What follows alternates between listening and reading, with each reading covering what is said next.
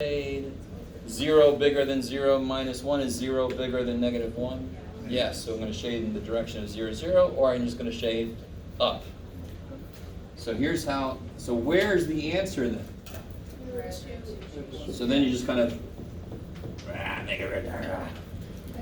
because that's the one region where every point works in both inequalities. Because all these points work in that inequality, all these points work in that inequality, so all these points work in both. So when you have inequalities, you're automatically going to get a lot more answers than normal. Because if it's just equal to, you get specific things. Inequalities, you get whole regions of things. So that's really not that big of a step up from some skill we already had from earlier, or should have. The region you shaded in would be the... Where the two shadings overlap. Oh. See, I went down here and I went up there, so then right here, this is where they both agree. Oh. All right. That's got to be enough because I got my 2 o'clock. Yay.